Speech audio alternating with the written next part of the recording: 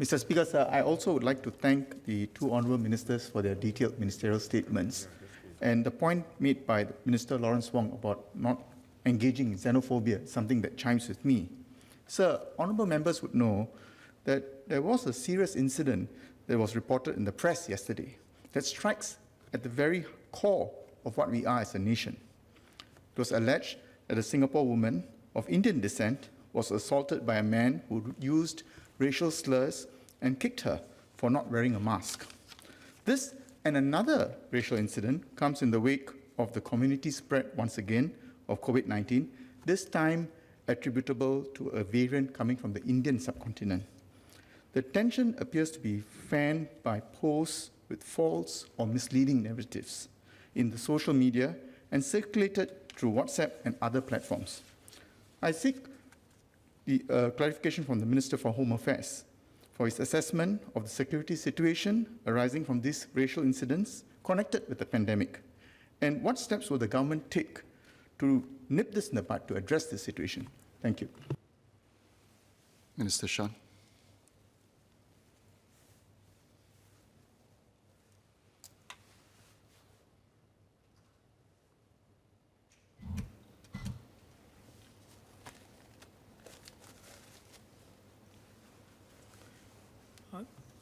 Thank you, Mr. Speaker, sir. Thank the member for his question.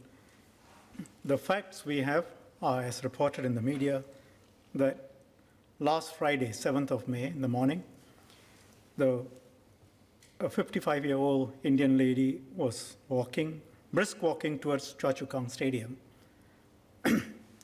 She said that she lowered her mask below her nose to prevent breathlessness. A man wearing a light-colored T-shirt, accompanied by a woman, shouted at her to put her mask above her nose, and she told him that she was exercising. The man then shouted at her again, used a racial slur, and she responded to him, "God bless you," and began to walk away. She says that the man then ran towards her and landed a flying kick on her chest, causing her to fall. She had scratches on her arms and hands. She lodged a police report that night, and she said she would seek medical attention on the 10th of May, yesterday. The matter is under investigation. The attacker is believed to be a Chinese. Investigations need to be done before we can come to any conclusions. But such conduct, unfortunately, is consistent with some of the other things that have been happening. And if the facts are as stated by the lady, then it appears to be racist conduct. We have seen racism around the world during this pandemic. In the US, for example, Asians, particularly Chinese, being attacked, the flu or virus being described as Chinese virus or Wuhan virus, as if viruses have nationality. And we condemn that. Equally, we have to condemn such behavior in Singapore. I have said previously, there has always been racism in Singapore, like in other countries, but we have managed it, and over time, we have sought to reduce it. But it has been stirred up recently. Around the world, economic pressures have led to populism, and the populists have been seeking political profit by exploiting people's fears over jobs and economic insecurity, blaming foreigners, blaming immigrants for all of a country's problems. And in Singapore, we have avoided the worst of such populism, but people are concerned for their jobs, and naturally so. And among Singaporeans, legitimate concerns about foreigners taking over our jobs. And the concern is fair, and the government's duty is to protect Singaporean jobs. But these concerns have been fueled by unacceptable practices, for example, unfair employment practices that favor hiring foreigners and discriminate against our locals. It's a minority who behave like this, but it naturally makes Singaporeans unhappy. And MOM has taken steps to deal with these bad practices. But what has been happening also is parties have been deliberately stoking the fears, encouraging racism and xenophobia, and dog whistling, much like what we have seen in the US.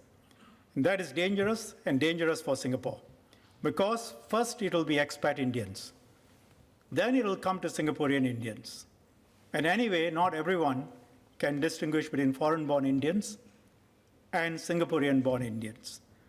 The lady who was attacked has been a citizen for 25 years. If we go down this route, eventually all Indians can be target of hate, the so-called out-group, which I referred to in a ministerial statement a couple of years ago.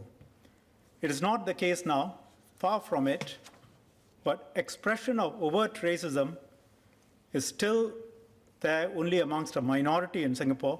Majority of Singaporeans are decent and not racist. But if we continue to fan the flames of racism, we will get to a more uncomfortable position. There are also websites which deliberately fan racism. They are anti-government, that's perfectly okay, but don't play with race. Comments on these sites, Indians being called cockroaches, rapists, and so on, we should be ashamed that in the name of free speech, we allow such comments. This bad behavior and open expression of racism, I invite all here to condemn.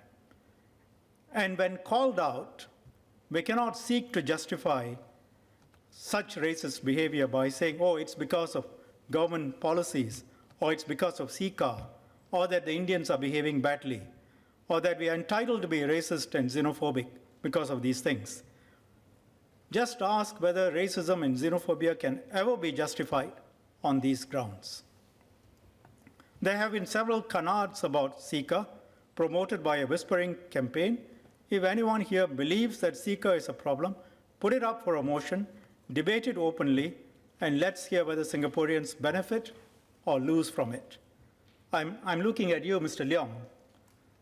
I invite you to put up a motion to debate CICA. You know that most of what is said about CICA is false. And what's happening on the ground? We are picking up from different coffee shops. This morning, a friend of mine overheard in a coffee shop conversation between 5 elderly gentlemen. They discussed the incident covered in the media of an Indian expatriate family. We don't know the facts. Several highly racist comments targeting Indians. So it's getting into the ground and being repeated. This will become normalized if we are not careful.